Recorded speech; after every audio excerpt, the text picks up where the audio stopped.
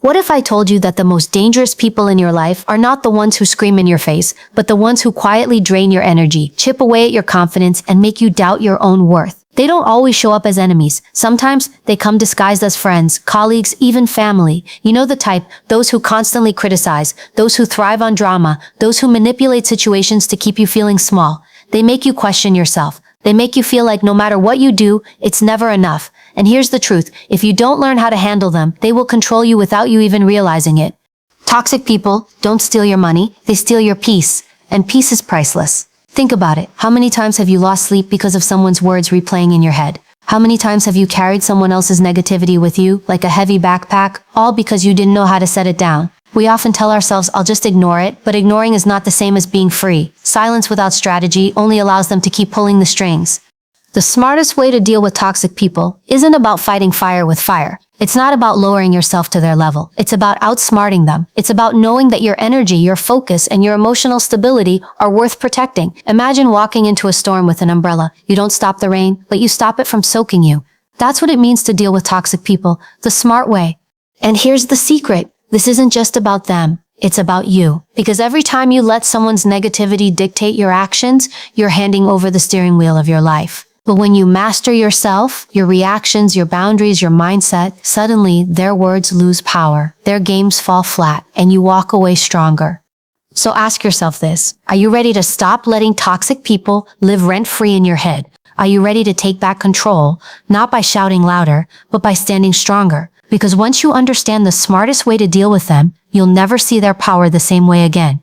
When someone toxic comes at you, the first thing they're fishing for is your reaction. That's their fuel. They want you angry, they want you defensive, they want you flustered, because the moment you lose control, they win. It's not always obvious either. Sometimes it's a snide remark in front of others, a subtle jab that makes you look foolish, or a sarcastic laugh meant to undermine your confidence. Other times it's more direct, an insult, a lie, or even a betrayal. And in that instant, your natural instinct is to fire back, to clap back, to show them you're not weak. But here's the catch. Reacting emotionally gives them exactly what they came for. It feeds their sense of power while leaving you drained.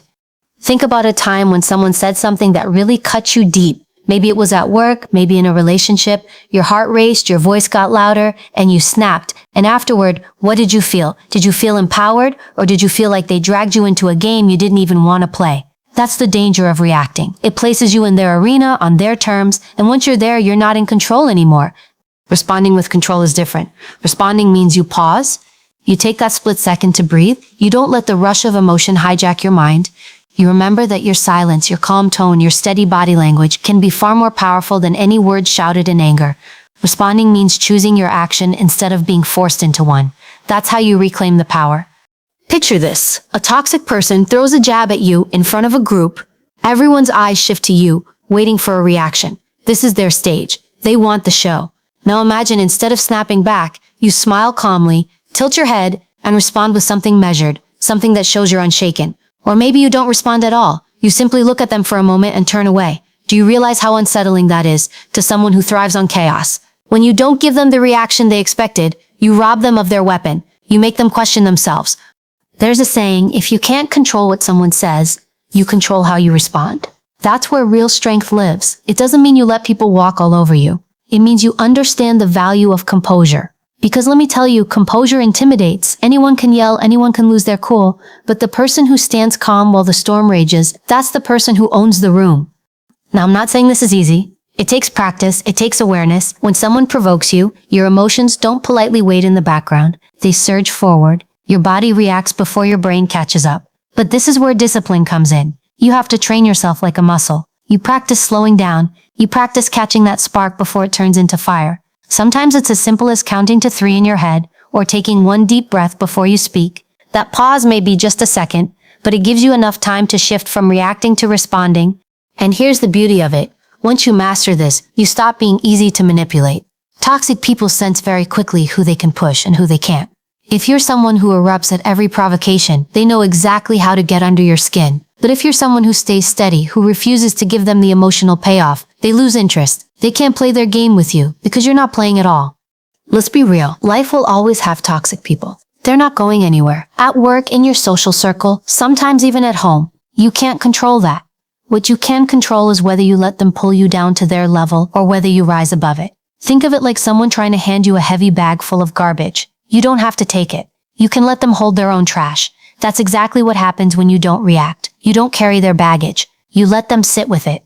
There's also a long-term effect. Every time you choose control, you strengthen your resilience. It's like building armor. The first time you do it, it feels difficult. You feel the heat in your chest, the words on the tip of your tongue, but you hold back, you stay calm, and afterward you realize you survived it, and you didn't give them power. The next time, it gets easier, and eventually it becomes second nature. You develop a presence that others can't shake. People start to notice. They see you as the one who doesn't bend under pressure, the one who commands respect without even demanding it.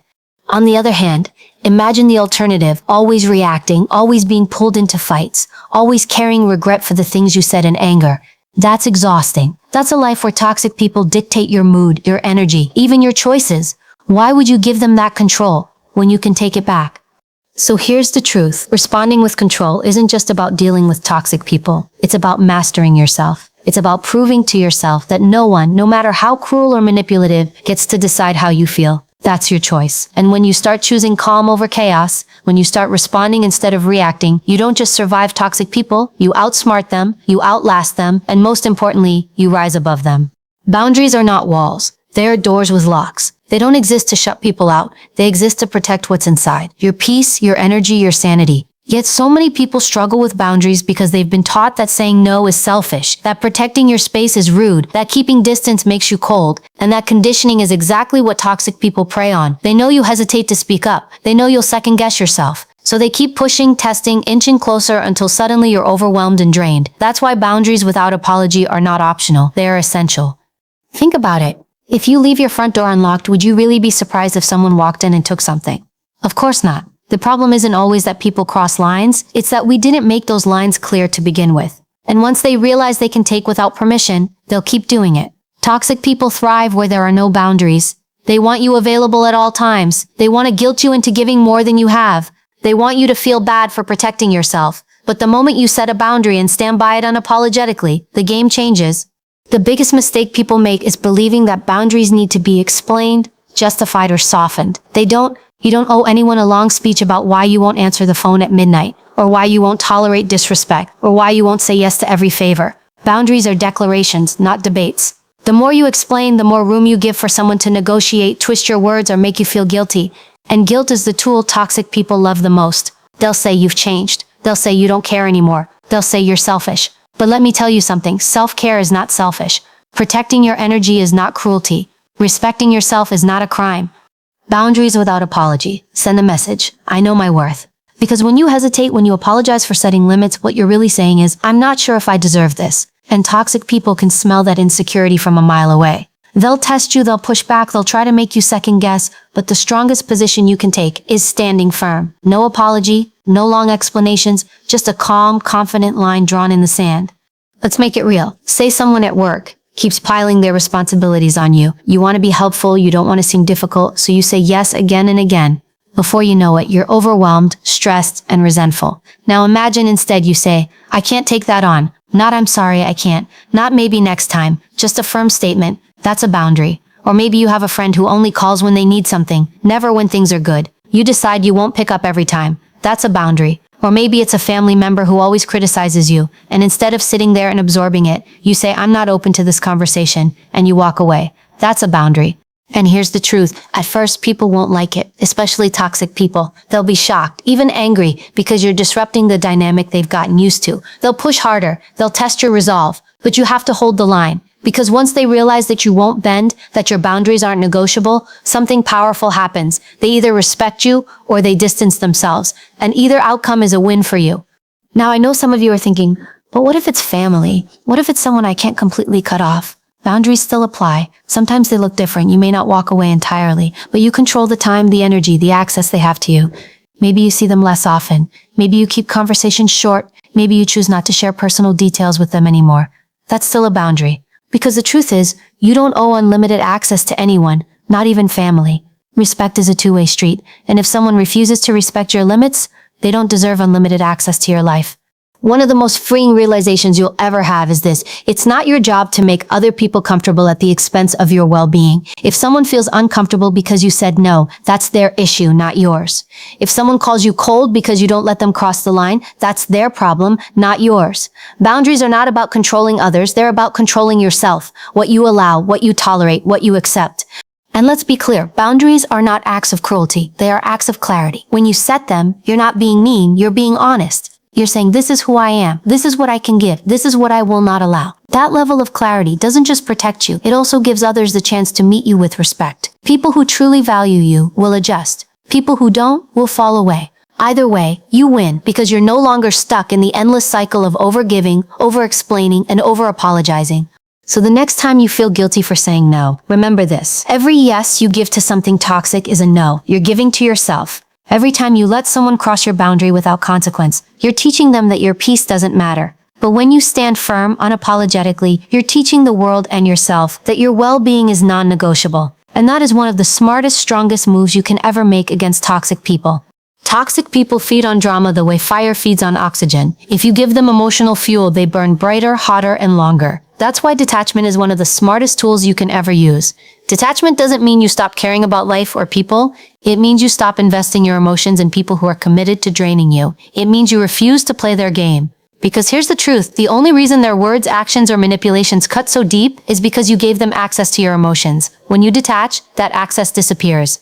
Think about how toxic people operate. They poke at your insecurities, they push your buttons, they know what makes you angry, what makes you sad, what makes you doubt yourself, and they keep pressing those spots. Because it works, they're like chess players, moving pieces to lure you into a trap. But the only reason the game continues is because you keep sitting at the board.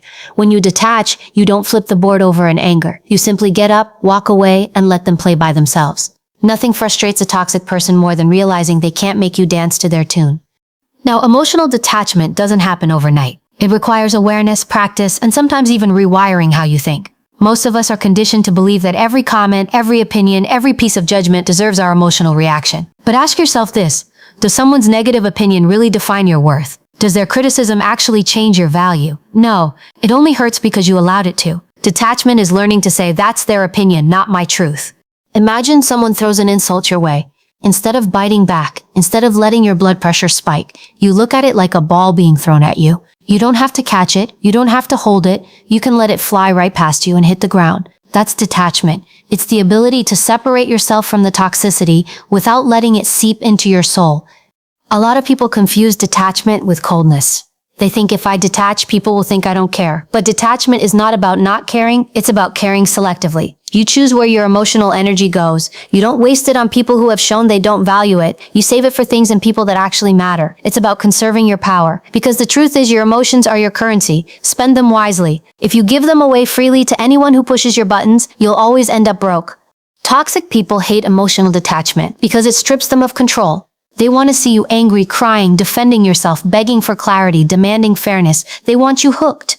When you detach, you give them nothing. You don't chase their approval, you don't seek their validation, you don't even argue with their lies. You simply refuse to participate, and that silence, that calm refusal, is louder than any argument you could ever make. Let's take an example. Say you have someone in your life who constantly criticizes everything you do. You buy something new, they mock it. You share good news, they downplay it. You express yourself, they twist your words. The old you might argue back, try to defend yourself, try to convince them. But the detached you doesn't bother. You don't explain yourself to someone committed to misunderstanding you. You nod, you move on, you don't give them the satisfaction of seeing you upset. Eventually they get bored because there's no reaction to feed on. Detachment also protects your mental health in ways you can't imagine. How many hours of your life have you wasted replaying toxic conversations in your head? How many nights have you lost sleep thinking about what you should have said, how you should have reacted? Detachment ends that cycle. When you stop engaging, those words lose their grip. They become background noise instead of a constant echo. Your mind feels lighter. You start reclaiming space that was once crowded with negativity.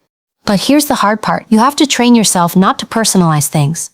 Toxic people's behavior says more about them than it ever says about you. Their insults reflect their own insecurities. Their manipulation reflects their own emptiness. Their drama reflects their own lack of peace. Once you see that clearly, it becomes easier to detach, because you realize it's not really about you at all, you're just the closest target.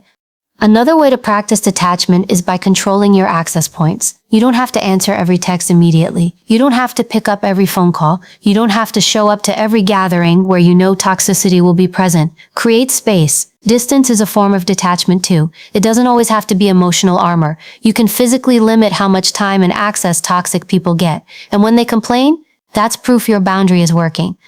Detachment is also about perspective. When you're too close to someone's toxic behavior, it feels overwhelming.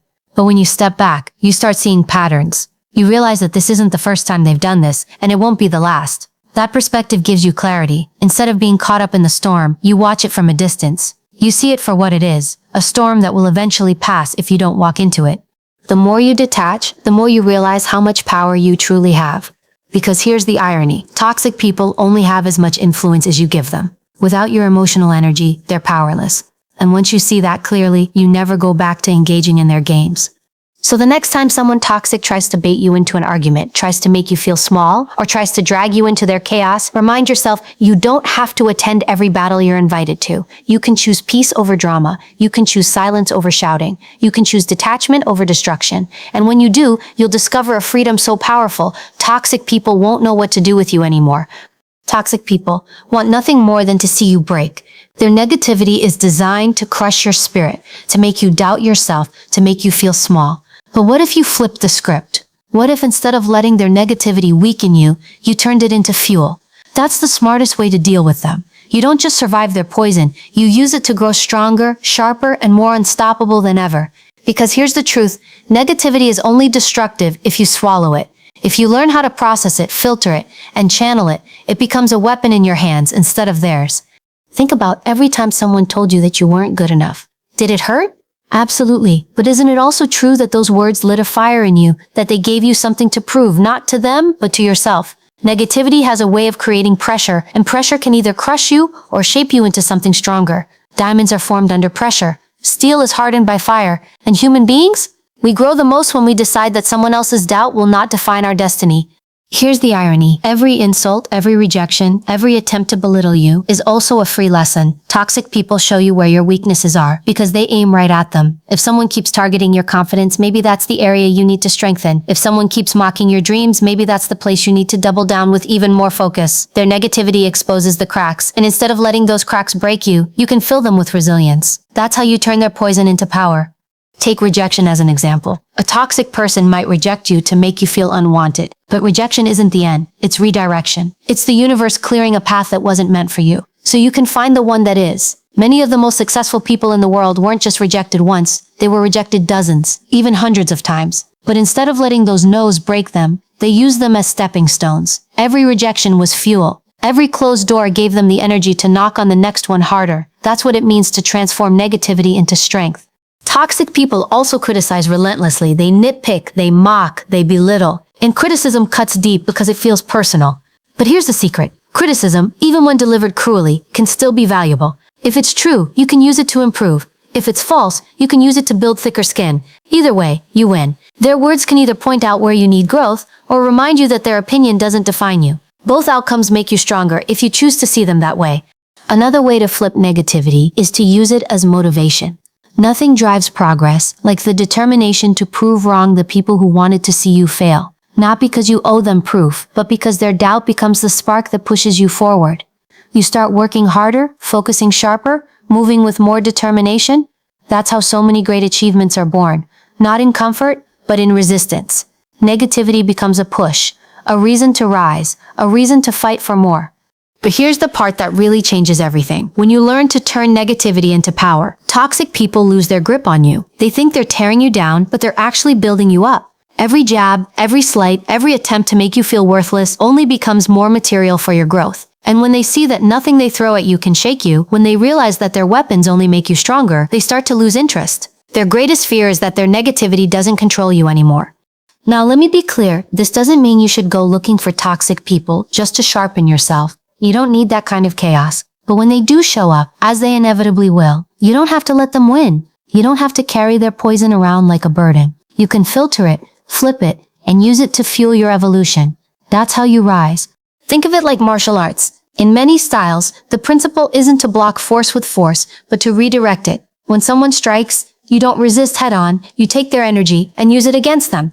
That's exactly what turning negativity into power looks like. You don't absorb their attack, you redirect it into your own growth. Their push becomes your momentum. Their attack becomes your training. Their negativity becomes your motivation. The beauty of this approach is that it keeps you untouchable, because if negativity doesn't hurt you, what else can they use? If every attempt to bring you down only lifts you higher, what else can they try? They run out of weapons, they run out of strategies, they realize they're powerless against someone who refuses to be broken. And that's when you've truly won. So the next time someone tries to insult you, dismiss you, or drag you down, don't waste time asking, why are they doing this to me? Instead, ask, how can I use this? Use their doubt as fuel for your confidence. Use their rejection as redirection towards something better. Use their criticism as insight, even if it's delivered with venom. Every time you do, you take back power they tried to steal.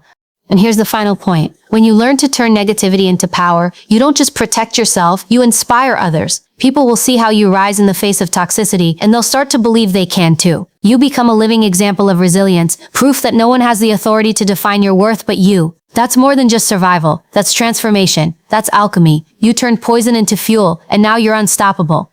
Forgiveness is one of the most misunderstood concepts when it comes to dealing with toxic people. Too often we're told to forgive and forget, as if wiping the slate clean is the only way to move on. But let's be honest, forgetting isn't just unrealistic, it's dangerous. Because if you erase the memory of how someone treated you, you leave yourself vulnerable to the same behavior again. Forgiveness doesn't mean you let someone back into your life. Forgiveness doesn't mean you excuse what they did. Forgiveness means you refuse to let their actions chain you to bitterness. But never forgetting? That means you carry the lesson, not the pain. When you hold on to anger, you're not punishing them, you're punishing yourself. Toxic people thrive when they know they're living rent-free in your head.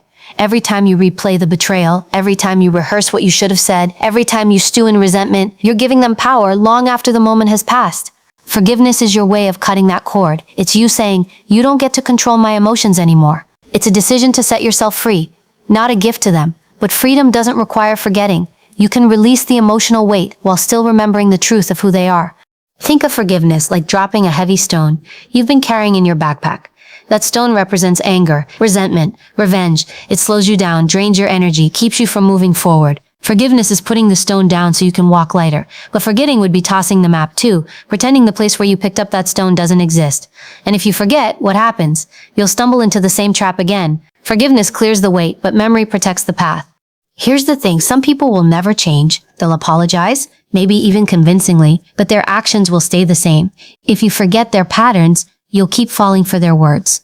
Forgiveness doesn't mean you let them back in to repeat the cycle. Forgiveness means you see them clearly, accept who they are, and decide they no longer have the power to hurt you.